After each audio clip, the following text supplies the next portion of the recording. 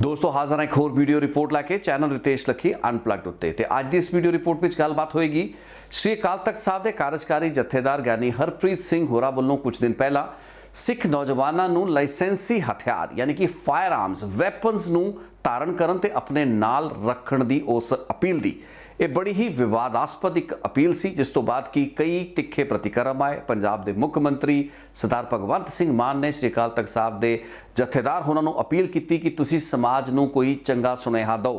तुसी समाज नूं कोई जोड़न वाला सुनेहा दो, ना कि इस तरीके नाल हथियारां नूं जिहड़े ग्लोरीफाइंग करन दे जिहड़े मैसेजेस है उस नूं दो। मुढ़ले तौर पर यह उन्हां दा पा सी।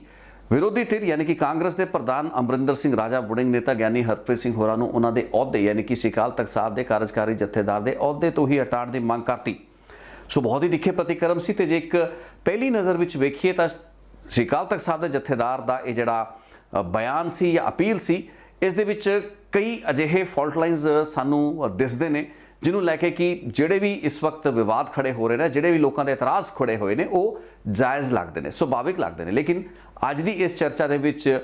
प्रोस ते कॉन्स दोवें समझण की कोशिश करांगे क्योंकि इस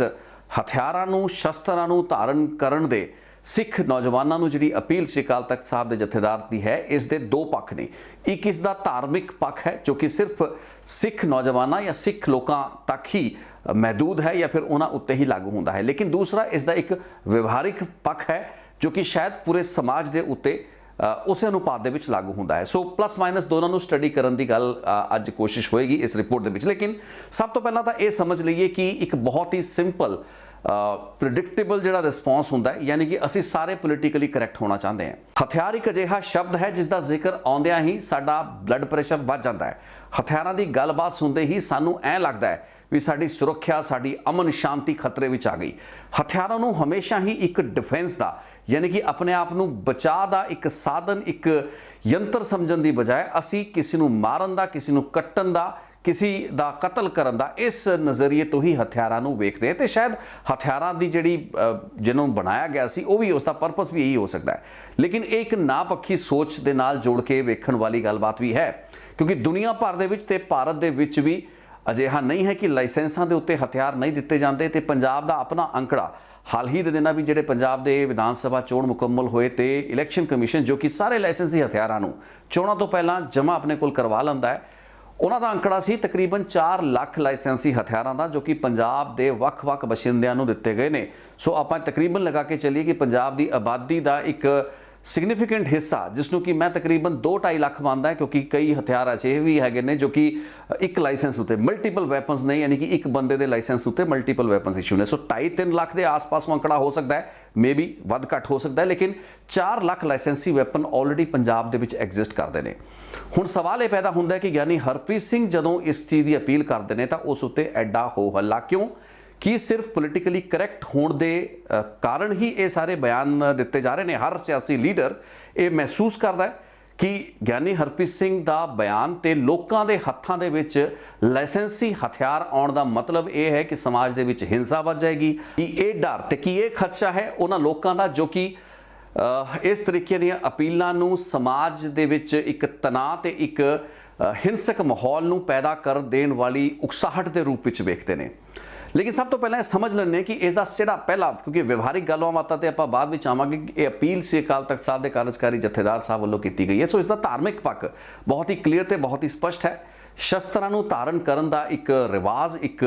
मर्यादा जिहड़ी है वो सिख धर्म की रही है, तो इस दे विच कोई किंतु परंतु संसा नहीं है। ना सिर्फ शस्त्रां नूं धारण किया जाना अपने बचा लई उन्होंने अपने नाल हमेशा रखना बल्कि उन्होंने पूजिया भी जाता है। श्री अकाल तख्त साहब विखे खुद शस्त्रां की पूजा होंदी है, उन्होंने अगे जिहड़ा सीस नतमस्तक जिहड़े हुंदे हैगे श्रद्धालु वो हुंदे ने। सो उन्हां हालातां दे विच जदों पंजाब दे सिखां दा इतिहास शस्त्रां दे नाल एक अनिखड़वें तरीके दे नाल जुड़िया रहा क्योंकि एक मार्शल कौम होने के नाते लड़ाई झगड़ियां या इस तरीके के युद्धां जंगां दे विच जिस कौम ने अपने आप को अपने स्वरूप को मैच्योर होंदा होया वेख्या होवे उस कौम लई हथियारां दी गलबात अननैचुरली नहीं लिया जा सकता। शायद यही कारण है कि श्री अकाल तख्त साहब के जत्थेदार साहब जिहड़ी गल कह रहे हैं वो उन्हां लई बहुत ही सहजे ते नॉर्मल अंदाज दे विच कहती गई, लेकिन जिहड़े ਲੋਕ ਹੈਗੇ ਨੇ ਜੋ ਕਿ ਉਸ ਨੂੰ ਰਿਸੀਵ ਕਰ ਰਹੇ ਨੇ, ਉਹ ਇਸ ਨੂੰ ਇੱਕ ਬਹੁਤ ਹੀ ਨਾਪੱਖੀ ਤੇ ਨੈਗੇਟਿਵ ਤਰੀਕੇ ਨਾਲ ਲੈ ਰਹੇ ਨੇ। ਸ਼ਾਇਦ ਉਹਨਾਂ ਦੇ ਮਨਾਂ ਦੇ ਜਿਹੜੇ ਸੰਸ਼ੇ ਤੇ ਚਿੰਤਾਵਾਂ ਹੈਗੀਆਂ ਨੇ, ਪੰਜਾਬ ਦੇ ਉਸ ਖੂਨੀ ਦੌਰ ਤੋਂ ਜਿਹੜੀਆਂ ਯਾਦਾਂ ਉੱਭਰ ਕੇ ਸਾਹਮਣੇ ਆਉਂਦੀਆਂ ਨੇ, ਉਹਨਾਂ ਤੋਂ ਉਪਜਦੇ ਨੇ। ਲੇਕਿਨ ਜੇ ਆਪਾਂ ਇੱਕ ਧਾਰਮਿਕ ਤਰੀਕੇ ਨਾਲ, ਇੱਕ ਧਾਰਮਿਕ ਪੱਖ ਤੋਂ ਇਸ ਮੁੱਦੇ ਨੂੰ ਸਮਝਣਾ ਚਾਹੀਏ ਤਾਂ ਇਸ ਅਜਿਹੀਆਂ ਬਹੁਤ ਸੀਆਂ ਮਿਸਾਲਾਂ ਇਤਿਹਾਸ ਦੇ ਵਿੱਚ ਮੌਜੂਦ ਨੇ ਜਿੱਥੇ ਕਿ ਸ਼ਸਤਰਾਂ ਨੂੰ ਲੈ ਕੇ ਤੇ ਉਹਨਾਂ ਨੂੰ ਧਾਰਨ ਕਰਨ ਨੂੰ ਲੈ ਕੇ ਇੱਕ ਡਿਬੇਟ ਵੀ ਰਹੀ ਹੈ ਤੇ ਇਸ ਤਰੀਕੇ ਦੀਆਂ ਅਪੀਲਾਂ ਤੇ ਕਾਲਸ ਪਹਿਲਾਂ ਵੀ ਹੁੰਦੀਆਂ ਰਹੀਆਂ ਨੇ। ਦਮਦਮੀ ਟਕਸਾਲ ਦੇ ਜਿਹੜੇ ਮੁਖੀ ਰਹੇ ਸੰਤ ਜਰਨੈਲ ਸਿੰਘ ਭਿੰਡਰਾਂਵਾਲਾ ਹੋਣੇ, ਉਹਨਾਂ ਵੱਲੋਂ ਲਗਾਤਾਰ, ਹਾਲਾਂਕਿ ਉਹਨੂੰ ਕ੍ਰੈਬਲ ਰਾਊਜ਼ਰ ਮੰਨਿਆ ਜਾਂਦਾ ਸੀ, ਲੇਕਿਨ ਉਹਨਾਂ ਵੱਲੋਂ ਲਗਾਤਾਰ ਸ਼ਸਤਰਾਂ ਨੂੰ ਧਾਰਨ ਕਰਨ ਦੀ ਗੱਲ ਕੀਤੀ ਜਾਂਦੀ ਸੀ ਤੇ ਸ਼ਸਤਰਾਂ ਦੇ ਵਿੱਚ ਫਾਇਰ ਆਰਮਸ ਹੀ ਇੱਕ ਅਜਿਹਾ ਐਗਜ਼ੀਬਿਟ ਹੁੰਦਾ ਸੀ ਜਿਸ ਨੂੰ ਕਿ ਪਹਿਨਿਆ ਵੀ ਜਾਂਦਾ ਸੀ, ਧਾਰਨ ਵੀ ਕੀਤਾ ਜਾਂਦਾ ਸੀ, ਆਪਣੇ ਹੱਥ ਵਿੱਚ ਫੜਿਆ ਵੀ ਜਾਂਦਾ ਸੀ, ਉਸ ਨੂੰ ਬ੍ਰਾਂਡਿਸ਼ ਵੀ ਕੀਤਾ ਜਾਂਦਾ ਸੀ। ਸੰਤ ਭਿੰਡਰਾਂਵਾਲਾ ਉਹਨਾਂ ਦੀ ਹਰ ਤਸਵੀਰ ਤੇ ਉਹਨਾਂ ਦੇ ਹਰ ਮੌਕੇ ਦੇ ਉੱਤੇ ਉਹਨਾਂ ਦੇ ਨਾਲ ਫਾਇਰ ਆਰਮਸ ਵੇਖੇ ਗਏ, ਉਹਨਾਂ ਦੇ ਨਾਲ ਸ਼ਸਤਰਧਾਰੀ ਉਹ ਸਿੰਘ ਵੇਖੇ ਗਏ ਜੋ ਕਿ ਨਾ ਸਿਰਫ ਨਾਰਮਲ ਸਮਿਆਂ ਦੇ ਉੱਤੇ ਉਹਨਾਂ ਦੇ ਨਾਲ ਰਹੇ, ਬਲਕਿ ਜਦੋਂ ਦਿੱਲੀ ਤੇ ਮੁੰਬਈ ਵਰਗੇ ਸ਼ਹਿਰਾਂ ਦੇ ਵਿੱਚੋਂ ਸਮਾਗਮ ਹੋਏ, ਉੱਥੋਂ ਜਦੋਂ ਮਾਰਚ ਕੱਢੇ ਗਏ, ਉਸ ਵਕਤ ਹੀ ਬੱਸਾਂ ਦੀ ਛੱਤਾਂ ਦੇ ਉੱਤੇ ਇਹਨਾਂ ਹਥਿਆਰਾਂ ਨੂੰ ਲੈ ਕੇ ਹੀ ਇਹ ਲੋਕ ਬੈਠੇ, ਜਿਸ ਤੋਂ ਬਾਅਦ ਕਿ ਭਾਰਤ ਸਰਕਾਰ ਤੇ ਸਥਾਨਕ ਸਰਕਾਰਾਂ ਦੀਆਂ ਦਿੱਕਤਾਂ ਤੇ ਔਕੜਾਂ ਵਧੀਆਂ। ਬਹੁਤ ਸੀ ਅਜਿਹੀਆਂ ਸਥਿਤੀਆਂ ਆਈਆਂ, ਸਟੈਂਡ ਆਫ ਹੋਏ, ਲੇਕਿਨ ਇਹਨਾਂ ਜਿਹੜੇ ਸ਼ਸਤਰ ਤੇ ਖਾਸ ਕਰਕੇ ਜਿਹੜੇ ਫਾਇਰ ਆਰਮ ਸੀ, ਇਹਨਾਂ ਨੂੰ ਕਦੇ ਵੀ ਤਿਆਗਿਆ ਨਹੀਂ ਗਿਆ। ਇਸ ਚੀਜ਼ ਦੀ ਗੱਲਬਾਤ ਵੀ ਨਹੀਂ ਕਦੇ ਸੋਚੀ ਗਈ। ਇਸ ਦੇ ਨਾਲ ਹੀ ਨਿਹੰਗ ਜਥੇਬੰਦੀਆਂ ਤੇ ਉਹਨਾਂ ਦੇ ਜਿਹੜੇ ਸਿੰਘ ਹੁੰਦੇ ਨੇ, ਉਹਨਾਂ ਵੱਲੋਂ ਵੀ ਫਾਇਰ ਆਰਮਸ ਨੂੰ ਹਾਸਲ ਕਰਨਾ, ਉਸ ਦੇ ਲਾਇਸੈਂਸ ਲੈ ਕੇ ਉਹਨਾਂ ਨੂੰ ਆਪਣੇ ਨਾਲ ਰੱਖਣਾ ਕੋਈ ਲੰਬੀ ਚੌੜੀ ਗੱਲਬਾਤ ਨਹੀਂ ਹੈ। ਇਹ ਗੱਲਾਂ ਬਾਤਾਂ ਇੰਨੇ ਦਹਾਕਿਆਂ ਤੋਂ ਹੁੰਦੀਆਂ ਰਹੀਆਂ ਨੇ। ਇਸ ਚੀਜ਼ ਦੇ ਬਾਵਜੂਦ ਵੀ ਬਹੁਤ ਖੂਨੀ ਹਿੰਸਕ ਝੜਪਾਂ ਰਹੀਆਂ ਜਿਸ ਵਿੱਚ ਕਿ ਨਿਹੰਗ ਜਥੇਬੰਦੀਆਂ ਦੇ ਕਈ ਅਜਿਹੇ ਗੁੱਟ ਤੇ ਕਈ ਅਜਿਹੇ ਅੰਸਰ ਵੀ ਸ਼ਾਮਲ ਰਹੇ ਜਿਨ੍ਹਾਂ ਨੇ ਕਿ ਹਿੰਸਾ ਦੇ ਵਿੱਚ ਕਤਲੋ ਗਾਰਤ ਵੀ ਖੂਬ ਕੀਤੀ। ਲੇਕਿਨ ਇਸ ਚੀਜ਼ ਦੇ ਬਾਵਜੂਦ ਵੀ ਕਦੇ ਵੀ ਉਹਨਾਂ ਨੇ ਹਥਿਆਰ ਰੱਖਣ ਉੱਤੇ ਕੋਈ ਪਾਬੰਦੀ ਹੈ, ਇਸ ਤਰੀਕੇ ਦੀ ਜਿਹੜੀ ਰੋਕ ਸੀ ਉਹ ਨਹੀਂ ਲੱਗ ਪਾਈ। ਸੋ ਧਾਰਮਿਕ ਜਿਹੜਾ ਪੱਖ ਹੈ ਹਥਿਆਰਾਂ ਨੂੰ, ਸ਼ਸਤਰਾਂ ਨੂੰ ਰੱਖਣ ਦਾ ਤੇ ਫਾਇਰ ਆਰਮਸ ਨੂੰ ਰੱਖਣ ਦਾ,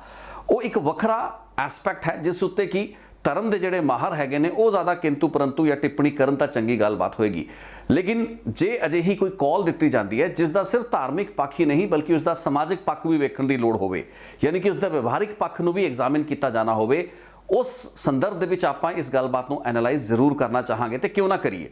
ਕਿਉਂਕਿ ਸਮਾਜ ਦੇ ਵਿੱਚ ਵਿਵਸਥਾ ਫੈਲਦੀ ਹੈ, ਕੋਈ ਹਿੰਸਾ ਵਧਣ ਦੇ ਖਦਸ਼ੇ ਪੈਦਾ ਹੁੰਦੇ ਨੇ ਤਾਂ ਉਸ ਨੂੰ ਐਡਰੈਸ ਕਰਨਾ ਵੀ ਜ਼ਰੂਰੀ ਹੈ। ਇਹ ਚਿੰਤਾਵਾਂ ਪੰਜਾਬ ਦੇ ਮੁੱਖ ਮੰਤਰੀ ਦੀਆਂ ਨੇ, ਇਹ ਚਿੰਤਾਵਾਂ ਪੰਜਾਬ ਦੇ ਉਹਨਾਂ ਸਮੂਹ ਲੀਡਰ ਸਾਹਿਬਾਨ ਦੀਆਂ ਨੇ ਜੋ ਕਿ ਇਤਰਾਜ਼ ਸਖਤ ਜਤਾ ਰਹੇ ਨੇ। ਲੇਕਿਨ ਅੱਜ ਇਸ ਵਿਵਹਾਰਿਕ ਪੱਖ ਨੂੰ ਥੋੜੀ ਜਿਹੀ ਅਲੱਗ ਰੋਸ਼ਨੀ ਦੇ ਵਿੱਚ ਮੈਂ ਸਮਝਣ ਦੀ ਕੋਸ਼ਿਸ਼ ਕਰਾਂਗਾ ਤੇ ਹਥਿਆਰਾਂ ਤੋਂ ਸਾਨੂੰ ਐਡੀ ਐਲਰਜੀ ਕਿਉਂ ਹੈ, ਹਥਿਆਰਾਂ ਦਾ ਨਾਂ ਸੁਣ ਕੇ ਸਾਡੇ ਮਨਾਂ ਦੇ ਵਿੱਚ ਸਿਰਫ ਨਾਪੱਖੀ ਯਾਨੀ ਕਿ ਨੈਗੇਟਿਵ ਥਾਟਸ ਕਿਉਂ ਆਉਂਦੀਆਂ ਨੇ, ਆਪਣੇ ਬਚਾਅ ਤੇ ਆਪਣੀ ਰੱਖਿਆ ਦੇ ਪੱਖੋਂ ਹਥਿਆਰਾਂ ਨੂੰ ਕਿਉਂ ਇੱਕ ਜ਼ਰੂਰਤ ਅਸੀਂ ਆਪਣੇ ਸਮਾਜ ਦੇ ਵਿੱਚ ਨਹੀਂ ਸਮਝਦੇ। ਉਸ ਵਕਤ ਜਦੋਂ ਕਿ ਆਪਣੇ ਆਲੇ ਦੁਆਲੇ ਉਹ ਘਟਨਾਵਾਂ ਹੋ ਰਹੀਆਂ ਨੇ, ਲੋਕਾਂ ਦੇ ਨਾਲ ਵਾਰਦਾਤਾਂ ਹੋ ਰਹੀਆਂ ਨੇ, ਲੁੱਟਾਂ ਖੋਹਾਂ ਹੁੰਦੀਆਂ ਨੇ, ਮਹਿਲਾਵਾਂ ਦੇ ਗਲਿਆਂ ਦੇ ਵਿੱਚੋਂ ਚੈਨੀਆਂ ਖੋਲੀਆਂ ਜਾਂਦੀਆਂ ਨੇ, ਬੰਦੂਕ ਇੱਕ ਸਧਾਰਨ ਮਹਿਲਾ ਦੀ ਕਨਪੱਟੀ ਉੱਤੇ ਰੱਖ ਕੇ ਉਹਦੀਆਂ ਵਾਲੀਆਂ ਖੋਲੀਆਂ ਜਾਂਦੀਆਂ ਨੇ, ਬੈਂਕਾਂ ਦੇ ਵਿੱਚ ਡਾਕੇ ਪਾਲੇ ਜਾਂਦੇ ਹੈਗੇ ਨੇ, ਕਾਰ ਜੈਕਿੰਗਸ ਹੋ ਜਾਂਦੀਆਂ ਨੇ, ਬੱਚਿਆਂ ਨੂੰ ਅਗਵਾ ਕਰ ਲਿਆ ਜਾਂਦਾ ਹੈ, ਫਿਰੌਤੀਆਂ ਮੰਗੀਆਂ ਜਾਂਦੀਆਂ ਨੇ, ਗੋਲੀਆਂ ਲੋਕਾਂ ਦੇ ਪੈਟਰੋਲ ਪੰਪਾਂ ਦੇ ਘਰਾਂ ਦੇ ਬਾਹਰ ਚਲਾਤੀਆਂ ਜਾਂਦੀਆਂ ਨੇ ਜੇ ਰੰਗਦਾਰੀਆਂ ਨਹੀਂ ਦਿੱਤੀਆਂ ਜਾਂਦੀਆਂ, ਐਕਸਟੋਰਸ਼ਨ ਮਨੀ ਨਹੀਂ ਦਿੱਤਾ ਜਾਂਦਾ। ਜਦੋਂ ਮਾਹੌਲ ਦੇ ਵਿੱਚ ਇਹ ਸਭ ਕੁਝ ਹੋ ਰਿਹਾ ਹੋਵੇ, ਉਹਨਾਂ ਹਾਲਾਤਾਂ ਦੇ ਵਿੱਚ ਇੱਕ ਆਮ ਆਦਮੀ, ਇੱਕ ਨਾਰਮਲ ਆਦਮੀ ਜੇ ਆਪਣੇ ਆਪ ਨੂੰ ਥੋੜਾ ਜਿਹਾ ਸੁਰੱਖਿਅਤ ਮਹਿਸੂਸ ਕਰਾਉਣਾ ਚਾਹੁੰਦਾ ਹੋਵੇ ਤੇ ਉਹ ਇੱਕ ਹਥਿਆਰ ਆਪਣੇ ਕੋਲ ਰੱਖਣਾ ਚਾਹੇ, ਅੱਜ ਉਸ ਲਈ ਕਿੱਡਾ ਵੱਡਾ ਤੇ ਕਿੱਡਾ ਔਖਾ ਕੰਮ ਹੈ। ਇਸ ਚੀਜ਼ ਦਾ ਅਨੁਮਾਨ ਤੁਹਾਨੂੰ ਸਭ ਨੂੰ ਚੰਗੀ ਤਰ੍ਹਾਂ ਹੋਏਗਾ। ਇੱਕ ਹਥਿਆਰ ਦਾ ਲਾਇਸੈਂਸ ਲੈਣਾ ਜੀ ਕਿੱਡਾ ਔਖਾ ਕੰਮ ਹੈ। ਤੁਹਾਨੂੰ ਯਾਦ ਹੋਏਗਾ ਅੱਜ ਤੋਂ ਕੁਝ ਦਿਨ ਪਹਿਲਾਂ ਮੈਂ ਇੱਕ ਰਿਪੋਰਟ, ਥੋੜੀ ਜਿਹੀ ਮੈਂ ਡਾਇਗਰੈਸ ਕਰਾਂਗਾ, ਮੈਂ ਇੱਕ ਰਿਪੋਰਟ ਬਣਾਈ ਸੀ ਜਿਸ ਦੇ ਵਿੱਚ ਕਿ ਪੰਜਾਬ ਦੇ ਜਿਹੜੇ ਗਾਇਕ ਹੈਗੇ ਨੇ ਤੇ ਸਿਨੇਮਾ ਜਗਤ ਦੇ ਵਿੱਚ ਹਥਿਆਰਾਂ ਦੀ ਨੁਮਾਇਸ਼ ਜਾਂ ਫਿਰ ਉਹ ਜਿਹੜਾ ਐਗਜ਼ੀਬਿਸ਼ਨਿਜ਼ਮ ਹੈ ਉਸ ਉੱਤੇ ਜਿਹੜੀ ਪਾਬੰਦੀਆਂ ਜਾਂ ਸਰਕਾਰ ਵੱਲੋਂ ਜਿਹੜੀ ਤਾੜਨਾ ਕੀਤੀ ਗਈ ਸੀ, ਅਜਿਹੇ ਗਾਇਕਾਂ ਨੂੰ ਜੋ ਕਿ ਗੀਤਾਂ ਦੇ ਵਿੱਚ ਹਥਿਆਰਾਂ ਨੂੰ ਗਲੋਰੀਫਾਈ ਕਰਦੇ ਨੇ, ਉਹਨਾਂ ਨਾਲ ਸਖਤੀ ਨਾਲ ਨਜਿੱਠਿਆ ਜਾਏਗਾ। ਇਹ ਭਗਵੰਤ ਮਾਨ ਤੇ ਪੰਜਾਬ ਸਰਕਾਰ ਤੇ ਪੁਰਾਣੀ ਕੈਪਟਨ ਅਮਰਿੰਦਰ ਸਿੰਘ ਹੋਣਾ ਦੀ ਸਰਕਾਰ ਦੇ ਵਕਤ ਵੀ ਹੁੰਦਾ ਰਿਹਾ। ਜਿਹੜੀ ਮੋਰਲ ਪੁਲਿਸਿੰਗ ਪੰਜਾਬ ਸਰਕਾਰ ਵੱਲੋਂ ਕੈਪਟਨ ਅਮਰਿੰਦਰ ਸਿੰਘ ਦੇ ਸਮੇਂ ਤੋਂ ਤੁਰਦੀ ਆ ਰਹੀ ਹੈ, ਹੁਣ ਮੌਜੂਦਾ ਸਰਕਾਰ ਵੀ ਕਰ ਰਹੀ ਹੈ। ਮੈਂ ਉਸ ਉੱਤੇ ਸਵਾਲ ਖੜੇ ਕੀਤੇ ਸੀ, ਮੈਂ ਇਹ ਵੀ ਸਵਾਲ ਖੜੇ ਕੀਤੇ ਸੀ ਕਿ ਕੋਈ ਅਜਿਹੀ ਸਾਇੰਟੀਫਿਕ ਸਟੱਡੀ ਨਹੀਂ ਹੈ, ਕੋਈ ਐਸਾ ਰੈਸ਼ਨਲ ਸਟੱਡੀ ਨਹੀਂ ਹੈ ਜੋ ਕਿ ਇਹ ਸਥਾਪਿਤ ਕਰ ਸਕੇ ਕਿ ਫਿਲਮਾਂ ਜਾਂ ਟੈਲੀਵਿਜ਼ਨ ਦੇ ਉੱਤੇ ਹਥਿਆਰਾਂ ਨੂੰ ਵੇਖ ਕੇ ਸਾਡੇ ਮਨਾਂ ਦੇ ਵਿੱਚ ਹਥਿਆਰਾਂ ਨੂੰ ਚਾਹਣ ਦੀ ਚਾਹਤ ਪੈਦਾ ਹੋਣਾ ਇੱਕ ਵੱਖਰੀ ਗੱਲ ਹੈ, ਲੇਕਿਨ ਸਾਡੇ ਹਿੰਸਕ ਭਾਵ ਜਾਗ ਜਾਣ ਤੇ ਉਹਨਾਂ ਦੀ ਹਥਿਆਰਾਂ ਦੀ ਵਰਤੋਂ ਕਰਕੇ ਕੋਈ ਅਜਿਹੀਆਂ ਵਾਰਦਾਤਾਂ ਹੋ ਗਈਆਂ ਹੋਣ ਜੋ ਕਿ ਫਿਲਮਾਂ ਜਾਂ ਗਾਣਿਆਂ ਤੋਂ ਪ੍ਰੇਰਿਤ ਹੋਣ, ਇਹ ਤਾਂ ਕੋਈ ਅਜਿਹੀ ਸਟੱਡੀ ਨਾ ਤਾਂ ਐਗਜ਼ਿਸਟ ਕਰਦੀ ਹੈ, ਨਾ ਹੀ ਇਹੋ ਜਿਹੇ ਕੋਈ ਰੈਫਰੈਂਸਿਸ ਨੇ। ਹਾਂ, ਉਲਟਾ ਫਿਲਮਾਂ ਜ਼ਰੂਰ ਉਹਨਾਂ ਅਸਲ ਘਟਨਾਵਾਂ ਤੇ ਅਸਲ ਗੈਂਗਸਟਰਾਂ ਦੀ ਜ਼ਿੰਦਗੀਆਂ ਤੋਂ ਪ੍ਰਭਾਵਿਤ ਹੁੰਦੀਆਂ ਨੇ ਜਾਂ ਉਹਨਾਂ ਉੱਤੇ ਬਣਦੀਆਂ ਨੇ, ਜੋ ਕਿ ਹਾਲਾਤਾਂ ਦੇ ਚਲਦੇ ਗੈਂਗਸਟਰ ਬਣ ਜਾਂਦੇ ਨੇ। ਬਹੁਤ ਸੇ ਲੋਕਾਂ ਨੇ ਉਸ ਰਿਪੋਰਟ ਉੱਤੇ ਟੀਕਾ ਟਿੱਪਣੀ ਕੀਤੀ ਕਿ ਹਥਿਆਰਾਂ ਨੂੰ ਗਲੋਰੀਫਿਕੇਸ਼ਨ ਕਰਨ ਦੀ ਆਹ ਕਿਹੜੀ ਡਿਫੈਂਸ ਹੋਈ, ਜਾਂ ਫਿਰ ਗਾਇਕਾਂ ਨੂੰ ਆਪਾਂ ਕਿਉਂ ਗਲੋਰੀਫਾਈ ਕਰਨਾ ਚਾਹ ਰਹੇ ਹਾਂ। ਲੇਕਿਨ 4 ਦਿਨ ਬਾਅਦ ਜੇ ਸ੍ਰੀ ਅਕਾਲ ਤਖਤ ਸਾਹਿਬ ਦੇ ਜਥੇਦਾਰ ਹੀ ਹਥਿਆਰਾਂ ਨੂੰ ਰੱਖਣ ਦੀ ਗੱਲ ਤੇ ਲਾਇਸੈਂਸੀ ਹਥਿਆਰਾਂ ਨੂੰ ਰੈਗੂਲੇਸ਼ਨ ਦੇ ਜ਼ਰੀਏ ਰੈਗੂਲੇਟ ਕਰਕੇ ਨਾ ਹਥਿਆਰਾਂ ਨੂੰ ਰੱਖਣ ਦੀ ਗੱਲ ਕਰ ਦਿੰਦੇ ਨੇ, ਤਾਂ ਮੈਨੂੰ ਲੱਗਦਾ ਪੰਜਾਬ ਦੇ ਉਹ ਗੀਤਕਾਰ, ਸੰਗੀਤਕਾਰ, ਗਾਇਕ, ਐਕਟਰ ਸਾਰੇ ਜਸਟੀਫਾਈ ਅੱਜ ਮੈਂ ਉਹਨਾਂ ਨੂੰ ਆਪਣੀ ਨਜ਼ਰਾਂ ਵਿੱਚ ਮੰਨਦਾ ਜੇ ਸ੍ਰੀ ਅਕਾਲ ਤਖਤ ਸਾਹਿਬ ਦੇ ਜਥੇਦਾਰ ਵੱਲੋਂ ਇਹ ਅਪੀਲ ਕੀਤੀ ਜਾਂਦੀ ਹੈ। ਹਾਲਾਂਕਿ ਇਹ ਅਪੀਲ ਉਹਨਾਂ ਵੱਲੋਂ ਸਿਰਫ ਸਿੱਖ ਨੌਜਵਾਨਾਂ ਦੇ ਸੰਦਰਭ ਵਿੱਚ ਹੈ, ਲੇਕਿਨ ਸਿਰਫ ਸਿੱਖ ਹੀ ਕਿਉਂ, ਉਸ ਦੇ ਵਿੱਚ ਹੋਰ ਧਰਮਾਂ ਦੇ ਲੋਕ ਜੋ ਕਿ ਆਪਣੇ ਆਪ ਨੂੰ ਅਸੁਰੱਖਿਅਤ ਕਿਸੇ ਕਾਰਨ ਤੋਂ ਮੰਨਦੇ ਹੋਣ, ਉਹ ਕਿਉਂ ਇਸ ਕੈਟੇਗਰੀ ਤੋਂ ਜਾਂ ਇਸ सहूलत तो वांझे रहन। सहूलत की लाइसेंस के उत्ते तुहानूं सरकार हथियार रखण की इजाजत दे, अनुमति दे। हुण इसके व्यवहारिक पक्ष उत्ते दोबारा आने, यानी कि वह पक्ष जिस दे तहत कि आपां गलबात ये कर रहे सी कि समाज दे विच आले दुआले लुट्टां खसूटां वारदातां हो रही ने, उन्हां दे विच एक आदमी अपने आप नूं असुरक्षित महसूस करता है। सो बड़ी सिंपल जी गल है, साडे मुख मंत्रियों लिए, कांग्रेस के प्रधानों लिए गल कहना कि जाओ पुलिस को जाओ, पुलिस तुहाडी हिफाजत करेगी, पुलिस तुहानूं सुरक्षा देगी, ये गलबात बिल्कुल ठीक है। लेकिन वो जिहड़े 4 लाख लाइसेंसी हथियारां दे लाइसेंस जिहड़े पंजाब दे विच इशू किए गए ने, वो लोगों को पुलिस सुरक्षा नहीं दे सकती, या उन्होंने इस तरीके की कोई गारंटी नहीं मिली हुई कि उन्होंने हथियार इशू किए गए हैं। मैं जी गल कहने की कोशिश कर रहा उसनूं मैं स्पष्टता के नाल ही थोड़े सामने रखदा। मैं कहण दा ये भाव है कि ये जो लाइसेंस है हथियारों का, इसनूं एक प्रिविलेज पंजाब दे विच बनाता गया। हुण मैं बड़ी प्रैक्टिकल गल तुहाडे नाल करांगा, ये आपां थोड़ा जिहा फिलोसॉफिकल आस्पैक्ट रखिए कि हथियारों के नाल हिंसा वधनी है नहीं वधनी, लेकिन एक हथियार का जिहड़ा लाइसेंस है, जे आपां 4 लाख हथियारों के लाइसेंस या हथियार पंजाब दे विच हैगे ने, तो वो 4 लाख 10 लाख या 20 लाख क्यों ना होण। असी लोगों नूं, नौजवानों नूं, महिलावां नूं खास करके, मैं तो कहना कि महिलावां नूं सब तो पहला सानूं लाइसेंसी वैपन इशू करने चाहिए ने। अज महिलावां दे खिलाफ जिहड़ा जुर्म है, क्राइम है, अपराध है, वो वधदा पिया है। लेकिन जे तुसीं महिलावां नूं ट्रेन करो, पढ़िया लिखिया महिलावां जिन्हां दा तुसीं प्रॉपर पुलिस की वेरीफिकेशन तुहाडी रिपोर्ट आवे, जिवें आपां पासपोर्ट इशू करते हैं पुलिस वेरीफिकेशन होंदे, कई किस्म के चैक्स होंदे ने, पुलिस तुहाडे घरे आंदी है, थोड़े पुछदी है, तुहाडा अपराधिक बैकग्राउंड चैक किया जाता है। जे तुहाडा अपराधिक बैकग्राउंड होवे, तुहानूं पासपोर्ट नहीं इशू किया जाता, तो हथियार क्यों इशू किया जाए। सो लेकिन जिहड़े लोकां दे चंगा व्यवहार, चंगा वतीरा रहा, जिहड़े लोकां नूं लोड़ महसूस हुंदी है, असुरक्षा की भावना महसूस होंदी है, उन्हां दे एक सिस्टम दे विच रह के, एक रेगूलेशन दे विच रह के, एक लाइसेंसी राज दे विच रह के हथियारों का लाइसेंस लैन उत्ते मनाही भी क्यों, तो हथियार रखन उत्ते मनाही तो रोक भी क्यों, जदों कि उन्होंने नाल आपां 4 लाख लाइसेंसी हथियार इशू कर रखे ने। हुण इत्थे मैं मेन पॉइंट ते आंदा कि 4 लाख जिहड़े हथियार तुसीं किहो जिहे लोकां नूं दित्ते हुए ने। एक गोरख धंधा है हथियारों का licence, can you beat it कि सरकारी कीमत कुछ 100 या 1000 रुपए होएगी एक वैपन के लाइसेंस की जिहड़ी सरकारी फीस है उसनूं हासिल करन दी। लेकिन अज जे तुसीं कोई वैपन बनाना है, तुसीं 3 लाख रुपए तो लैके 5 लाख रुपए रिश्वत चढ़ाओ, तो तुहाडा अपराधिक बैकग्राउंड की है, तुहाडा की पिछोकड़ है, इस चीज़ नूं सब छड्डता जाएगा, तो तुहानूं हथियारों का वो लाइसेंस देता जाएगा। अजिही एक नहीं, मिसालां उत्ते मिसालां ने।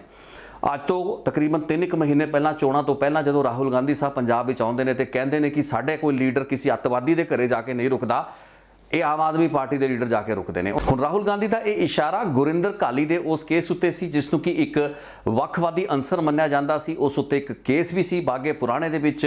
गोली चली सी, बम धमाका होया सी, गुरिंदर घाली नूं गिरफ्तार किया गया, उस उत्ते मुकदमा चलिया ते बाद दे विच उस केस दे विचों बरी हो गया। इंग्लैंड का रहने वाला सी, मोगा दे विच घर सी, चंगी खासी कोठी सी, अरविंद केजरीवाल उहदे घर दे विच आके रह लई एक रात, उस तो बाद एक सियासी बवाल खड़ा हो गया, आम आदमी पार्टी के उत्ते खालिस्तानी होने का टैग लग गया। जदों राहुल गांधी 2022 दे विच पंजाब दे विच प्रचार दे विच गल कहंदे ने, उस वक्त मैं उस गुरिंदर घाली की पूरी रिपोर्ट थोड़े सामने पेश की थी। जिहड़े लोग नहीं वेख पाए वो जाके वेख सकते हैं टाइमलाइन के उत्ते, मैं डिस्क्रिप्शन बॉक्स के विच पा दांगा। हुण गुरिंदर घाली का एक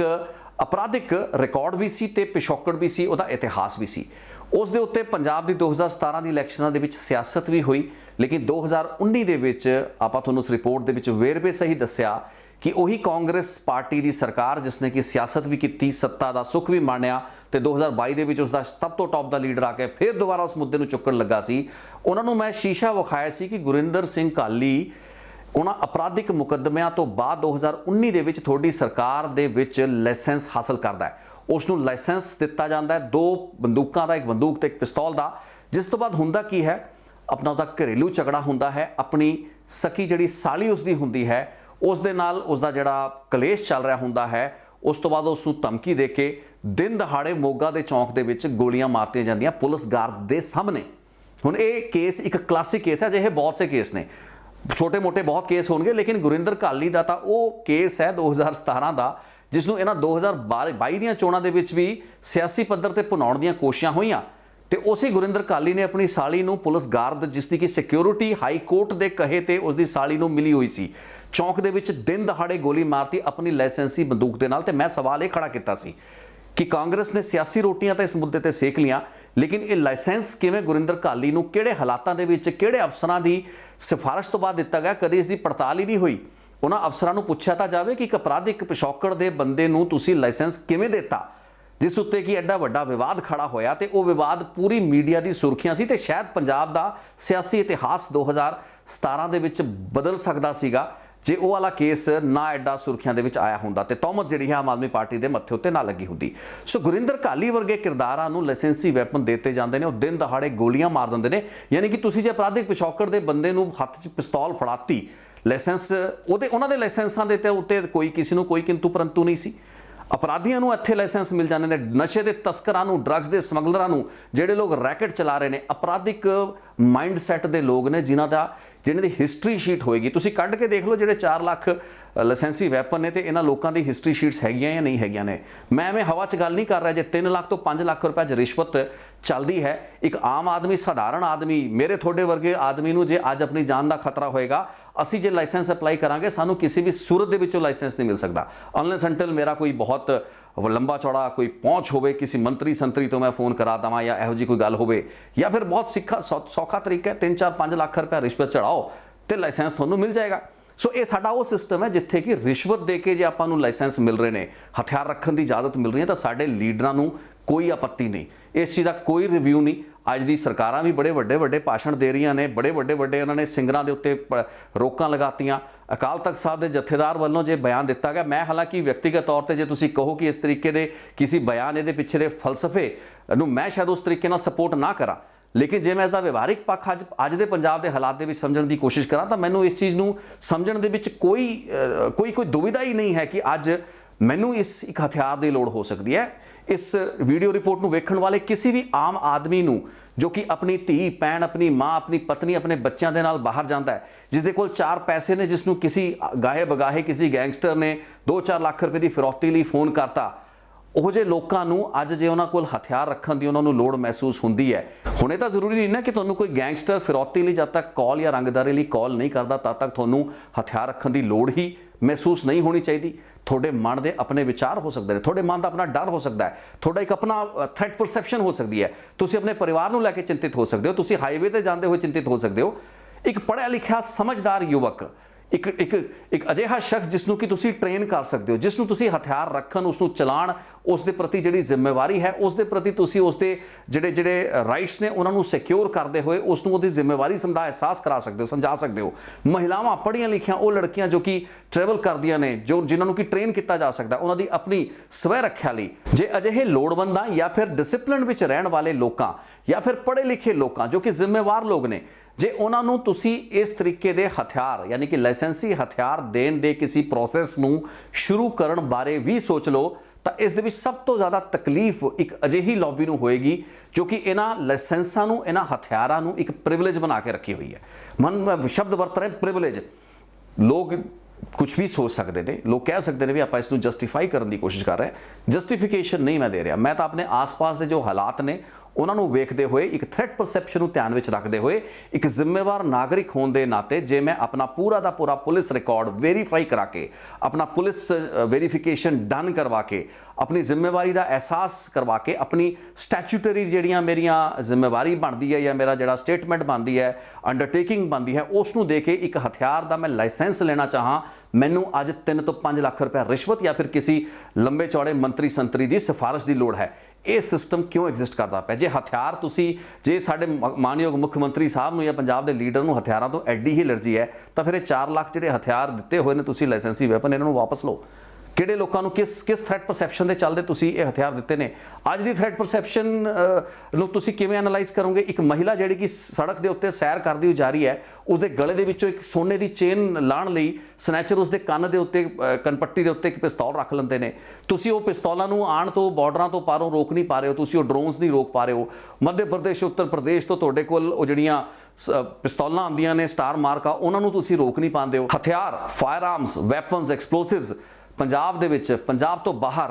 ਇਹਨਾਂ ਦੀ ਜਿਹੜੀਆਂ ਖੇਪਾਂ ਆ ਚੁੱਕੀਆਂ ਨੇ ਸਰਹੱਦੋਂ ਪਾਰ, ਬਾਰਡਰੋਂ ਪਾਰ, ਉਹਨਾਂ ਨੂੰ ਤਾਂ ਪੁਲਿਸ ਰੋਕ ਨਹੀਂ ਪਾਈ। ਇਹ ਜਿਹੜੀਆਂ ਵਾਰਦਾਤਾਂ ਹੁੰਦੀਆਂ ਨੇ, ਆਪਣੇ ਇੰਟੈਲੀਜੈਂਸ ਦੇ ਆਫਿਸ ਦੇ ਉੱਤੇ ਇੱਕ ਰੌਕਟ ਲਾਂਚਰ ਹਮਲਾ ਹੋ ਜਾਂਦਾ ਹੈ, ਉਸ ਨੂੰ ਤਾਂ ਆਪਾਂ ਰੋਕ ਨਹੀਂ ਪਾ ਰਹੇ। ਉਹਨਾਂ ਹਾਲਾਤਾਂ ਦੇ ਵਿੱਚ ਕਿਸ ਭਰੋਸੇ ਦੇ ਉੱਤੇ ਇਹ ਗੱਲ ਕਹੀ ਜਾ ਰਹੀ ਹੈ ਕਿ ਇਹ ਜਿਹੜੇ ਲਾਇਸੈਂਸੀ ਹਥਿਆਰ, ਮੈਂ ਬਾਰ-ਬਾਰ ਸ਼ਬਦ ਹੈ ਹਥਿਆਰਾਂ ਦੇ ਉੱਤੇ ਫੋਕਸ ਨਾ ਕਰੀਏ, ਆਪਾਂ ਉਸ ਲਾਇਸੈਂਸ ਦੇ ਉੱਤੇ ਗੱਲ ਕਰੀਏ। ਤੇ ਮੈਂ ਅੱਜ ਉਸ ਲਾਇਸੈਂਸੀ ਪ੍ਰਣਾਲੀ ਦੀ ਗੱਲ ਕਰਦਾ ਪਿਆ। ਉਹ ਲਾਇਸੈਂਸੀ ਪ੍ਰਣਾਲੀ ਕਿਸ ਦੇ ਲਈ ਇੱਕ ਹਥਿਆਰ ਹੈ, ਕਿਸ ਦੇ ਲਈ ਇੱਕ ਡਿਫੈਂਸ ਦਾ ਇੱਕ ਯੰਤਰ ਹੈ, ਕਿਸ ਦੇ ਲਈ ਉਹ ਇੱਕ ਸਹੀ ਚੀਜ਼ ਹੈ ਤੇ ਕਿਸ ਦੇ ਲਈ ਉਹ ਇੱਕ ਖਤਰਨਾਕ ਔਜ਼ਾਰ ਹੋਏਗਾ। ਇਸ ਚੀਜ਼ ਦੀ ਇੰਟਰਪ੍ਰੀਟੇਸ਼ਨ ਕੌਣ ਕਿਵੇਂ ਕਿਸ ਤਰੀਕੇ ਨਾਲ ਕਰ ਸਕਦਾ ਹੈ? ਇੱਕ ਬਹੁਤ ਵੱਡਾ ਮਾਫੀਆ ਚੱਲਦਾ ਪਿਆ, ਇੱਕ ਰੈਕਟ ਚੱਲਦਾ ਪਿਆ,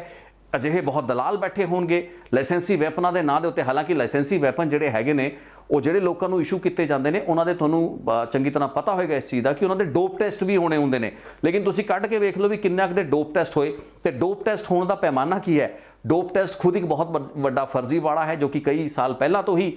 ਇਹ ਚੀਜ਼ ਸਥਾਪਿਤ ਹੋ ਚੁੱਕੀ ਹੈ। ਲਾਇਸੈਂਸੀ ਹਥਿਆਰਾਂ ਤੇ ਹਥਿਆਰਾਂ ਦੇ ਲਾਇਸੈਂਸਾਂ ਨੂੰ ਆਪਾਂ ਇੱਕ ਅਜਿਹੀ ਕਲਾਸ ਦੀ ਪ੍ਰਿਵਿਲੇਜ ਬਣਾ ਕੇ ਰੱਖਤਾ ਹੈ ਜੋ ਕਿ ਨਾ ਤਾਂ ਉਹਦੀ ਇਮਾਨਦਾਰ ਹੋ ਸਕਦੀ ਹੈ, ਨਾ ਹੀ ਉਹਦੀ ਜ਼ਿੰਮੇਵਾਰ ਹੋ ਸਕਦੀ ਹੈ, ਨਾ ਹੀ ਉਹਦੀ ਪੜ੍ਹੀ ਲਿਖੀ ਹੋ ਸਕਦੀ ਹੈ ਤੇ ਨਾ ਹੀ ਉਹਦੀ ਗੈਰ ਅਪਰਾਧਿਕ ਹੋ ਸਕਦੀ ਹੈ। ਉਹਨਾਂ ਦੀ ਸਿਰਫ ਇੱਕ ਕੁਆਲੀਫਿਕੇਸ਼ਨ ਹੈ ਕਿ ਉਹ ਚੰਗੇ ਰਸੂਖਦਾਰ ਲੋਕਾਂ ਨੂੰ, ਮੰਤਰੀਆਂ ਸੰਤਰੀਆਂ ਨੂੰ ਜਾਣਦੇ ਨੇ, ਸਿਫਾਰਸ਼ਾਂ ਪਾ ਸਕਦੇ ਨੇ, 2 ਲੱਖ 3 ਲੱਖ 4 ਲੱਖ 5 ਲੱਖ ਦੇ ਸਕਦੇ ਨੇ। ਸੋ ਪੈਸਾ ਦੇ ਕੇ ਤੁਸੀਂ ਹਥਿਆਰ ਵੀ ਲੈ ਲੈਂਦੇ ਹੋ, ਪੈਸਾ ਦੇ ਕੇ ਤੁਸੀਂ ਲਾਇਸੈਂਸ ਵੀ ਲੈ ਲੈਂਦੇ ਹੋ। ਜਿੱਥੇ ਤੱਕ ਰਹੀ ਗੱਲ ਇਸ ਸਮਾਜ ਦੇ ਵਿੱਚ ਤਣਾਅ ਦੀ, ਹਿੰਸਾ ਦੀ ਤੇ ਉਹ ਜਿਹੜਾ ਡਰ ਹੈ, ਜਿਹੜਾ ਖਰਚਾ ਮੇਰੇ ਮਨ ਦੇ ਵਿੱਚ ਵੀ, ਤੁਹਾਡੇ ਮਨ ਦੇ ਵਿੱਚ ਵੀ, ਹੁਣ ਆਪਾਂ ਉਸ ਦੀ ਗੱਲ ਜ਼ਰੂਰ ਕਰੀਏ। 20 ਤੋਂ 25 ਹਜ਼ਾਰ ਰੁਪਇਆ ਦੇ ਕੇ ਤੁਹਾਨੂੰ ਇੱਕ ਅਨਰੈਗੂਲੇਟਿਡ ਮਾਰਕੀਟ, ਜੋ ਕਿ ਮੱਧ ਪ੍ਰਦੇਸ਼ ਦੇ ਵਿੱਚ ਜਿਹੜੇ ਸਿਕਲਿਗਰਸ ਬਣਾਉਂਦੇ ਹੈਗੇ ਨੇ ਹਥਿਆਰ, ਉੱਤਰ ਪ੍ਰਦੇਸ਼ ਦੇ ਵਿੱਚ ਬਣਦੇ ਨੇ, ਬਾਹਰੋਂ ਵੀ ਸਮਗਲ ਹੋ ਕੇ ਆਉਂਦੇ ਨੇ, ਉਹ ਜਿਹੇ ਹਥਿਆਰ ਤੁਹਾਨੂੰ 20 ਤੋਂ 25 ਹਜ਼ਾਰ ਰੁਪਏ 'ਚ ਬਲੈਕ ਮਾਰਕੀਟ 'ਚ ਮਿਲਦੇ ਨੇ। ਜੇ ਤੁਸੀਂ ਅੱਜ ਦੀ ਤਰੀਕ ਦੇ ਵਿੱਚ ਕੋਈ ਵਾਰਦਾਤ ਕਰਨੀ ਹੈ, ਤੁਸੀਂ ਕੋਈ ਅਪਰਾਧ ਕਰਨਾ ਹੈ, ਤੁਸੀਂ ਕਿਸੇ ਨੂੰ ਡਰਾਉਣਾ ਹੈ ਤੇ ਆਪਣੇ ਕਿਸੇ ਜਾਣਕਾਰ ਦੇ ਉੱਤੇ ਆਪਣਾ ਦਬਦਬਾ ਕਾਇਮ ਕਰਨਾ ਹੈ, ਤੇ ਉਸ ਲਈ ਤੁਹਾਨੂੰ ਇੱਕ ਹਥਿਆਰ ਰੱਖਣ ਲਈ ਲਾਇਸੈਂਸ ਦੀ ਲੋੜ ਨਹੀਂ ਹੈ। ਤੁਸੀਂ 20-25 ਹਜ਼ਾਰ ਰੁਪਏ ਦਾ ਇੱਕ ਵੈਪਨ ਲੈ ਕੇ ਗ੍ਰੇ ਮਾਰਕੀਟ ਦੇ ਵਿੱਚੋਂ ਉਹ ਕਿਸਮ ਦੀ ਗੁੰਡਾਗਰਦੀ ਵੈਸੇ ਹੀ ਕਰ ਸਕਦੇ ਹੋ। ਸੋ ਲਾਇਸੈਂਸ ਦਾ ਤਾਂ ਮਤਲਬ ਹੀ ਰੈਗੂਲੇਸ਼ਨ ਹੈ। ਜੇ ਆਪਾਂ ਗੱਲ ਹੀ ਲਾਇਸੈਂਸ ਦੀ ਕਰ ਰਹੇ ਤਾਂ ਆਪਾਂ ਰੈਗੂਲੇਸ਼ਨ ਦੀ ਗੱਲ ਕਰ ਰਹੇ। ਤੇ ਜੇ ਸ੍ਰੀ ਅਕਾਲ ਤਖਤ ਸਾਹਿਬ ਦੇ ਜਥੇਦਾਰ ਵੱਲੋਂ ਇਸ ਲਾਇਸੈਂਸ ਦੀ ਗੱਲ ਕੀਤੀ ਗਈ ਹੈ, ਰੈਗੂਲੇਸ਼ਨ ਦੀ ਗੱਲ ਕੀਤੀ ਗਈ ਹੈ, ਤਾਂ ਇਸ ਉੱਤੇ ਰਿਐਕਟ ਕਰਨ ਤੋਂ ਪਹਿਲਾਂ ਸਾਨੂੰ ਆਪਣੇ ਆਲੇ ਦੁਆਲੇ ਵੀ ਵੇਖਣਾ ਪੈਣਾ ਹੈ। ਹਥਿਆਰਾਂ ਨੂੰ ਆਪਾਂ ਨੈਸੈਸਰੀਲੀ ਇੱਕ ਅਜਿਹਾ ਸਿੰਬਲ ਬਣਾ ਕੇ ਵੇਖ ਰਹੇ ਹਾਂ, ਅਜਿਹਾ ਆਪਾਂ ਉਸ ਦਾ ਚਿੱਤਰਣ ਆਪਣੇ ਜ਼ਿਹਨ ਦੇ ਵਿੱਚ ਕਰ ਲਿਆ ਕਿ ਹਥਿਆਰਾਂ ਦਾ ਮਤਲਬ ਹੈ ਮਰਡਰ, ਡਕੈਤੀਆਂ, ਫਿਰੌਤੀਆਂ, ਗੁੰਡਾਗਰਦੀ, ਗੈਂਗਸਟਰਿਜ਼ਮ। ਇਹ ਬਿਲਕੁਲ ਇੱਕ ਗਲਤ ਧਾਰਨਾ ਹੈ। ਨਾ ਤਾਂ ਹਥਿਆਰਾਂ ਦੀ ਇੱਕ ਨਾਪੱਖੀ ਕਨੋਟੇਸ਼ਨ ਨੂੰ ਲੈ ਕੇ ਐਡੀ ਚਿੰਤਾਵਾਂ ਦਾ ਪ੍ਰਗਟਾਵਾ ਸਿਰਫ ਪੋਲੀਟੀਕਲੀ ਕਰੈਕਟ ਹੋਣ ਦੇ ਚੱਕਰਾਂ ਦੇ ਵਿੱਚ ਆਪਾਂ ਨੂੰ ਕਰਨ ਦੀ ਲੋੜ ਹੈ, ਤੇ ਨਾ ਹੀ ਹਥਿਆਰਾਂ ਨੂੰ ਇੱਕ ਐਡਾ ਵੱਡਾ ਖਤਰਾ ਮੰਨਣ ਦੀ ਲੋੜ ਹੈ। ਤੇ ਜਿਹੜੇ ਹਥਿਆਰ ਖਤਰਨਾਕ ਨੇ ਉਹ ਆਲਰੇਡੀ ਆਪਣੇ ਆਲੇ ਦੁਆਲੇ ਹੈਗੇ ਨੇ ਤੇ ਉਹ ਲੋਕਾਂ ਦੇ ਹੱਥ ਵਿੱਚ ਨੇ ਜੋ ਕਿ ਨਾ ਸਿਰਫ ਲਾਇਸੈਂਸ ਲੈ ਨਹੀਂ ਸਕਦੇ, ਬਲਕਿ ਉਹ ਕਦੇ ਵੀ ਕੁਆਲੀਫਾਈ ਹੀ ਨਹੀਂ ਕਰਨਗੇ ਕਿਸੇ ਅਜਿਹੀ ਰੈਗੂਲੇਟਿਡ ਸਟਰੀਮ ਦੇ ਵਿੱਚ ਆਉਣ ਲਈ। ਹੁਣ ਮੈਂ ਇਸ ਤੋਂ ਅੱਗੇ ਚੱਲਦਾ ਹਾਂ। ਇਸ ਸੂਬੇ ਦੇ ਵਿੱਚ ਆਪਾਂ ਸ਼ਰਾਬ ਹਰ ਗਲੀ, ਹਰ ਮੁਹੱਲੇ ਦੇ, ਹਰ ਬਾਜ਼ਾਰ, ਹਰ ਮਾਰਕੀਟ ਦੇ ਵਿੱਚ ਉਸ ਦਾ ਠੇਕਾ ਵੇਖਦੇ ਹਾਂ। ਸ਼ਰਾਬ ਦਾ ਪੀਣਾ ਵੀ ਸਿਹਤ ਲਈ ਖਰਾਬ ਹੈ, ਤੇ ਜੇ ਸ਼ਰਾਬ ਨੂੰ ਵੀ ਆਪਾਂ ਰੈਗੂਲੇਟ ਕਰਦੇ ਹਾਂ ਤੇ ਅੱਜ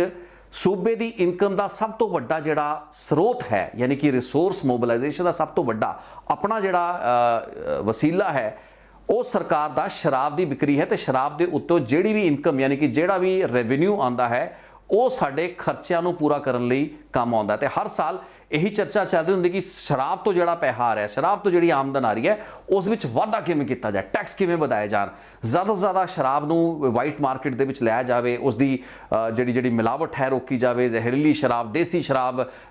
ਗਲਤ ਜਿਹੜੀ ਅਨਅਧਿਕ੍ਰਿਤ ਜਿਹੜੀ ਮਾਰਕੀਟਾਂ ਦੇ ਵਿੱਚ ਉਪਲਬਧ ਹੈ, ਉਸ ਨੂੰ ਰੋਕ ਕੇ ਆਪਾਂ ਸ਼ਰਾਬ ਦੇ ਜ਼ਰੀਏ ਹੀ ਇਨਕਮ ਕਮਾਈਏ, ਆਮਦਨ ਕਮਾਈਏ। ਸੋ ਜਿਹੜੀਆਂ ਸਰਕਾਰਾਂ ਤੇ ਜਿਹੜੇ ਸਮਾਜ ਦੀ ਸੋਚ ਸ਼ਰਾਬ ਦੇ ਵਿੱਚੋਂ ਇਨਕਮ ਕਮਾਉਣ ਦੀ ਹੈ, ਉਹਦੇ ਲਈ ਹਥਿਆਰਾਂ ਨੂੰ ਲੈ ਕੇ ਐਡੀ ਐਲਰਜੀ ਕਿਉਂ, ਤੇ ਹਥਿਆਰਾਂ ਦੇ ਵਿੱਚੋਂ ਕਿਉਂ ਇਨਕਮ ਜਨਰੇਟ ਨਹੀਂ ਕੀਤੀ ਜਾ ਸਕਦੀ?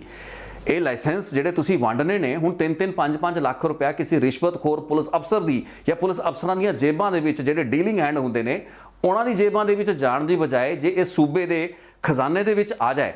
ਤੁਸੀਂ ਇਸ ਲਾਇਸੈਂਸ ਦੇ ਸਿਸਟਮ ਨੂੰ ਇੱਕ ਬਹੁਤ ਹੀ ਟਰਾਂਸਪੇਰੈਂਟ ਤਰੀਕੇ ਦੇ ਨਾਲ ਤੇ ਇੱਕ ਬਹੁਤ ਹੀ ਸਟ੍ਰਿਕਟ ਰੈਗੂਲੇਟਰੀ ਮੈਕੈਨਿਜ਼ਮ ਦੇ ਜ਼ਰੀਏ, ਜਿੱਥੇ ਕਿ ਜਿਸ ਬੰਦੇ ਨੂੰ ਵੀ ਤੁਸੀਂ ਲਾਇਸੈਂਸ ਇਸ਼ੂ ਕਰਨਾ ਉਸ ਨੂੰ 10 ਵਾਰ ਠੋਕ ਵਜਾ ਕੇ ਵੇਖਣਾ ਹੈ, ਲੇਕਿਨ ਇਸ ਦੀਆਂ ਹੈਵੀ ਫੀਸਾਂ ਤੁਸੀਂ ਰੱਖੋ, ਹੈਵੀ ਤੁਸੀਂ ਚਾਰजेस ਰੱਖੋ ਤਾਂ ਕਿ ਤੁਹਾਡੇ ਸੂਬੇ ਦੇ ਖਜ਼ਾਨਾ ਵੀ ਭਰੇ ਤੇ ਇਹ ਲੋਕ ਆਪਣੇ ਆਪ ਨੂੰ ਜੇ ਮਹਿਸੂਸ ਹੁੰਦਾ ਹੈ ਕਿਸੇ ਨੂੰ ਹਥਿਆਰ ਰੱਖ ਕੇ ਆਪਣੇ ਆਪ ਨੂੰ ਸੁਰੱਖਿਅਤ ਮਹਿਸੂਸ ਕਰਵਾਉਣਾ ਤੇ ਉਹ ਕਰਵਾ ਵੀ ਸਕੇ ਬਸ਼ਰਤੇ ਇੱਕ ਜ਼ਿੰਮੇਵਾਰ ਨਾਗਰਿਕ ਹੋਵੇ, ਉਸ ਦਾ ਕੈਰੈਕਟਰ, ਉਸ ਦੀ ਰੈਪੂਟੇਸ਼ਨ, ਇਸ ਦਾ ਪ੍ਰੋਪਰ ਖਾਕਾ ਬਣੇ, ਉਸ ਦਾ ਪੂਰਾ ਕੈਰੈਕਟਰ ਸਕੈਚ ਡਿਵੈਲਪ ਕੀਤਾ ਜਾਏ, ਉਸ ਲਈ ਸਰਕਾਰ ਖਰਚਾ ਵੀ ਕਰੇ ਤੇ ਉਸ ਲਈ ਚੰਗੀ ਮੋਟੀ ਖਾਸੀ ਜਿਹੜੀ ਫੀਸ ਹੈ ਵਸੂਲੀ ਜਾਵੇ ਤੇ ਹਰ ਮਹੀਨੇ ਜਾਂ ਹਰ ਸਾਲ ਵਸੂਲੀ ਜਾਵੇ। ਜਿਹੜਾ ਹਥਿਆਰ ਲੈਣ ਦੀ ਰੱਖਣ ਦੀ ਪ੍ਰਿਵਿਲੇਜ ਚਾਹੁੰਦਾ ਹੈ ਜ਼ਿੰਮੇਵਾਰ ਨਾਗਰਿਕ ਤਾਂ ਉਸ ਤੋਂ ਇੱਕ ਚੰਗੀ ਖਾਸੀ ਫੀਸ ਲਈ ਜਾਵੇ। ਮੇਰੇ ਹਿਸਾਬ ਨਾਲ ਜੇ 4 ਲੱਖ ਹਥਿਆਰ ਦਾ ਪਿਆ ਅੱਜ ਗੱਲ ਕਰ ਰਹੇ, ਜੇ ਭਵਿੱਖ ਦੇ ਵਿੱਚ 10-15 ਲੱਖ ਹਥਿਆਰ ਹੋ ਵੀ ਜਾਂਦੇ ਨੇ ਤੇ ਜੇ ਸਾਲਾਨਾ ਅਸੀਂ 1000 ਰੁਪਇਆ, 10,000 ਰੁਪਇਆ, 20,000 ਰੁਪਇਆ, 25,000 ਰੁਪਇਆ, 30,000 ਰੁਪਇਆ ਕੋਈ ਅਜਿਹੀ ਫੀਸ ਵੀ ਰੱਖ ਦਿੰਦੇ ਆ ਤਾਂ ਮੈਨੂੰ ਲੱਗਦਾ ਪੰਜਾਬ ਦੇ ਕਰਜ਼ੇ ਦਾ ਇੱਕ ਬਹੁਤ ਵੱਡਾ ਸਬਸਟੈਂਸ਼ੀਅਲ ਹਿੱਸਾ ਵੀ ਇੱਥੋਂ ਮੀਟ ਆਊਟ ਹੋ ਸਕਦਾ ਹੈ। ਸੋ ਖਾਮਖਾ ਹਥਿਆਰਾਂ ਨੂੰ ਜਿਹੜਾ ਆਪਾਂ ਇੱਕ ਡੈਮੋਨਾਈਜ਼ ਕਰਕੇ ਰੱਖਿਆ ਹੋਇਆ ਹੈ, ਇਸ ਮਾਨਸਿਕਤਾ ਤੋਂ ਥੋੜਾ ਜਿਹਾ ਉੱਭਰ ਕੇ ਸੋਚਣ ਦੀ ਲੋੜ ਹੈ। ਆਪਣੇ ਦਿਮਾਗ ਦੇ ਖਾਨੇ ਮੈਨੂੰ ਲੱਗਦਾ ਖੋਲ੍ਹਣੇ ਚਾਹੀਦੇ ਨੇ। ਮੈਂ ਕਿਤੇ ਵੀ ਨਹੀਂ ਕਹਿ ਰਿਹਾ ਕਿ ਹਥਿਆਰਾਂ ਨੂੰ ਆਪਾਂ ਪ੍ਰਮੋਟ ਕਰੀਏ, ਲੇਕਿਨ ਜੋ ਗੱਲ ਸ੍ਰੀ ਅਕਾਲ ਤਖਤ ਸਾਹਿਬ ਦੇ ਕਾਰਜਕਾਰੀ ਜਥੇਦਾਰ ਸਾਹਿਬ ਹੁਣ ਕਹਿ ਰਹੇ ਨੇ, ਮੈਂ ਸਿੰਗਰਾਂ ਦੀ ਗੱਲ ਨਹੀਂ ਕਰਦਾ, ਉਹਨਾਂ ਨੂੰ ਭੁੱਲ ਜਾਈਏ ਆਪਾਂ, ਲੇਕਿਨ ਇਹ ਜਿਹੜੀ ਗੱਲ ਕੀਤੀ ਜਾ ਰਹੀ ਹੈ ਭਾਵੇਂ ਇੱਕ ਧਰਮ ਵਿਸ਼ੇਸ਼ ਦੇ ਸੰਦਰਭ ਦੇ ਵਿੱਚ ਗੱਲ ਕੀਤੀ ਜਾ ਰਹੀ ਹੈ, ਲੇਕਿਨ ਮੈਂ ਇਸ ਗੱਲਬਾਤ ਤੇ ਇਸ ਲੌਜਿਕ ਨੂੰ ਥੋੜਾ ਜਿਹਾ ਐਕਸਪੈਂਡ ਕਰਨਾ ਆਪਣੇ ਆਲੇ ਦੁਆਲੇ ਦੇ ਮਾਹੌਲ, ਇਸ ਮਾਹੌਲ ਦੇ ਵਿੱਚ ਜਿਹੜੀ ਅਸੁਰੱਖਿਆ ਦੀ ਭਾਵਨਾ ਅੱਜ ਆਮ ਆਦਮੀ ਦੇ ਮਨ ਦੇ ਵਿੱਚ ਹੈ। ਕੀ ਪੁਲਿਸ, ਉਸ ਦੇ ਆਸ-ਪਾਸ ਵਿਚਰਨ ਵਾਲੀਆਂ ਉਹ ਸੁਰੱਖਿਆ ਏਜੰਸੀਆਂ ਅੱਜ ਉਸ ਦੀ ਹਿਫਾਜ਼ਤ ਕਰ ਪਾ ਰਹੀਆਂ ਨੇ? ਇਸ ਨੂੰ ਲੈ ਕੇ ਇੱਕ ਬੜਾ ਵੱਡਾ ਕੁਐਸਚਨ ਮਾਰਕ ਹੈ। तो उस रियलिटी तो आप मुनकर नहीं हो सकते। इस चीज़ के खामखा दी ਜਿਹੜੇ ਗਰੰਟੀਆਂ नहीं चाहिए कि नहीं जी पुलिस थोड़ी हिफाजत करेगी, पुलिस ਤੁਹਾਨੂੰ बचाएगी, ਜਦੋਂ कि बथेरे अपराधिक घटनावां ते वारदातां दे विच बाद दे विच पाया जाता कि पुलिस अफसर ही इनवॉल्व रहे हो सकते हैं या उन्हां वल्लों अजिहे लोकां दे दबाव या उन्हां दे नाल मिली भुगत दे चलदे होए अक्सर अपराधियों नूं ही शैल्टर दित्ती जाती है। सो एक अजिहा सिस्टम जिथे कि हाई कोर्टां दे बाहर हाई कोर्टां दी निगरानी दे विचों लोकां नूं चक के ਗੱਡੀਆਂ ਦੇ ਵਿੱਚ ਤੁੰਨ ਕੇ ਗਾਇਬ ਕਰਤਾ ਗਿਆ ਤੇ ਅੱਜ ਤੱਕ ਉਹਨਾਂ ਦੀ ਲਾਸ਼ਾਂ ਨਾ ਮਿਲਿਆ ਹੋਣ ਤੇ ਉਹਨਾਂ ਦੇ ਵਿੱਚ ਜਿਹੜੇ ਮੁਲਜ਼ਮ ਹੋਣ ਪੰਜਾਬ ਦੇ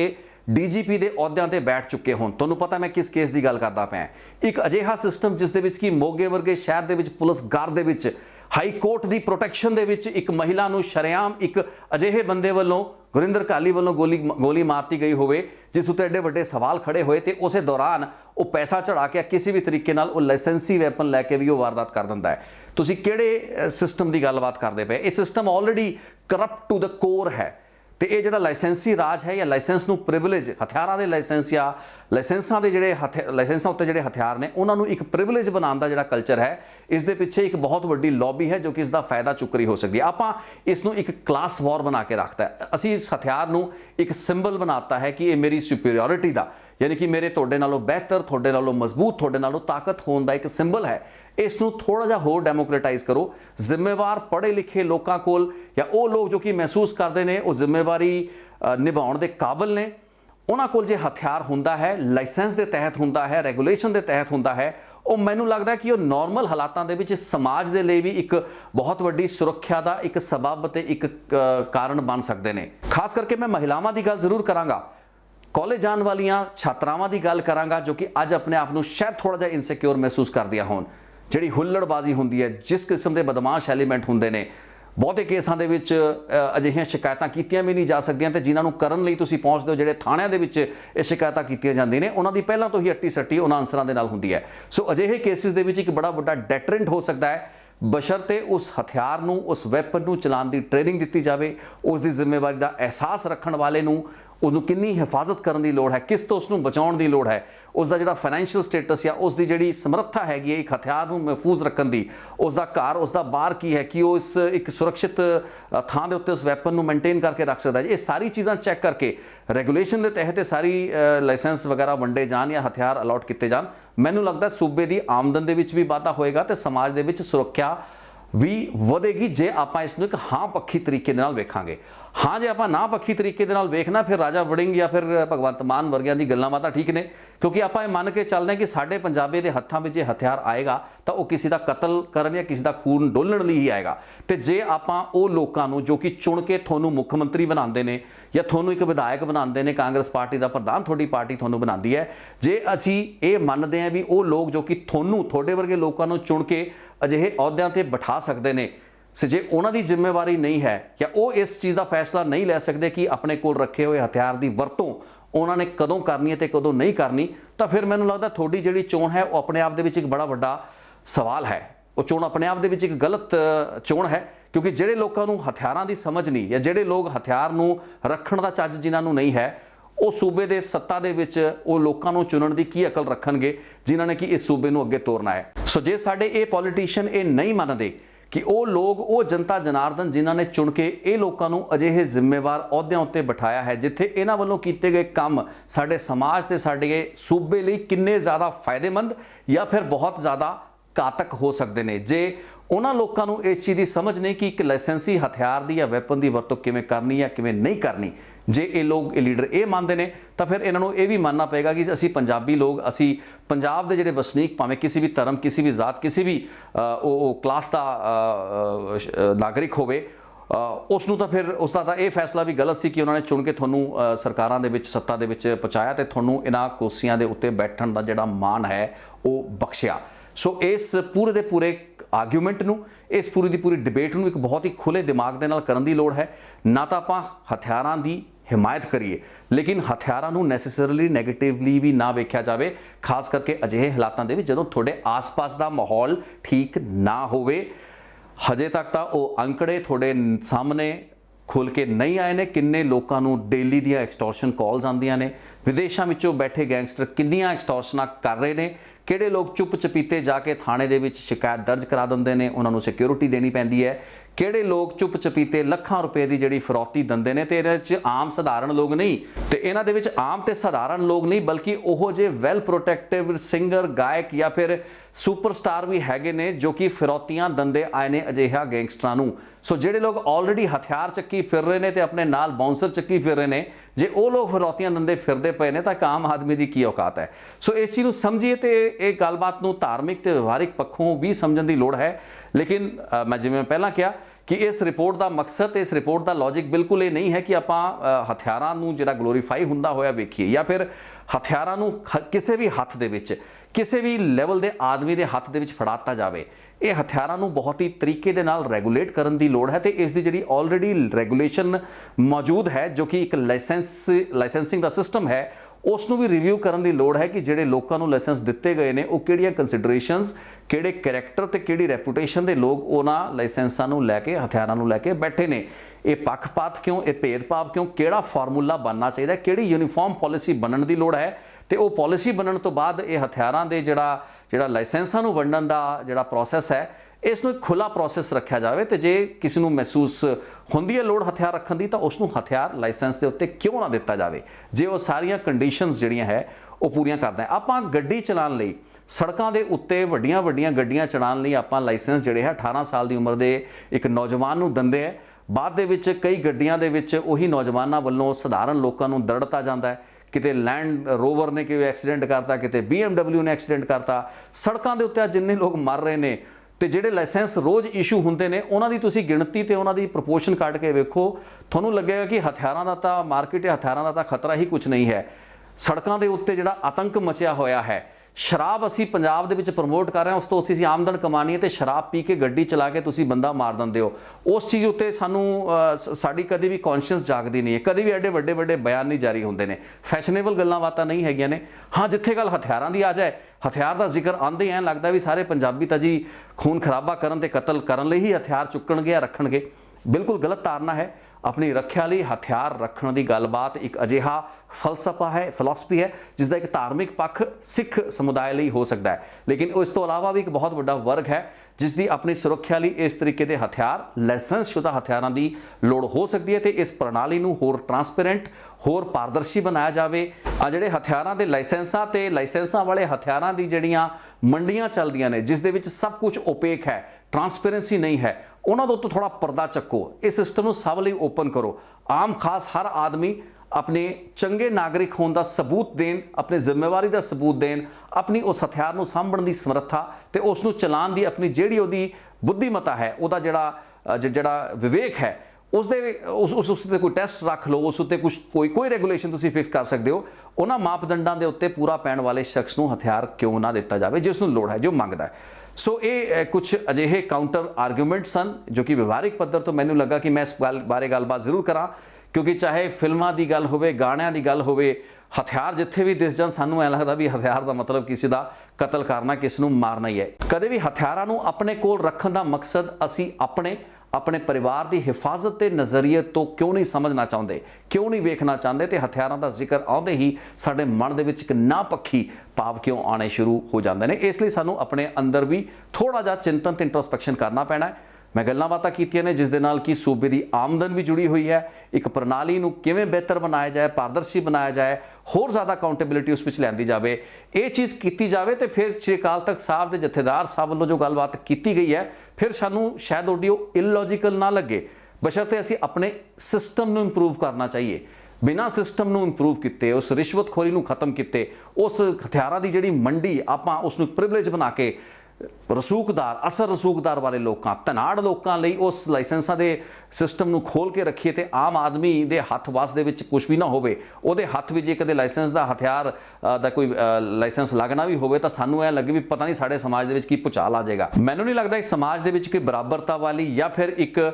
बैलेंस वाली गलबात है। समाज का एक जो आप संतुलन मेनटेन करना है तो हर पक्ष ते हर तबके नूं जे आप एम्पावर रखना है, तो फिर आपां इस तरीके के जिहड़े बैरीयर्स क्रिएट किए गए हैं, चाहे हथियारों के लाइसेंसा की वंड होवे या उन्हों का डिस्ट्रीब्यूशन का मैकेनिज्म होवे, उस दे विच बरकरार रखने की लोड़ है। इस सिस्टम नूं होर पारदर्शी बनाउण दी लोड़ है। इस तो बाद ही सानू सारे लॉजिक मैरिट डीमैरिट चंगी तरह नाल समझ आएंगे तो आपां अपने आप नूं, अपने समाज नूं, अपने आस पास जिहड़े लोग विचर रहे हैं उन्हां सब नूं क्रिमिनल्स ना समझिए, आपां ये समझिए कि वो लोग भी शायद वो डरे हुए लोग ने जो कि क्रिमिनल्स तो डरते हैं, तो उन्होंने अपनी हिफाजत लिए भी हथियार चाहिए हो सकता है।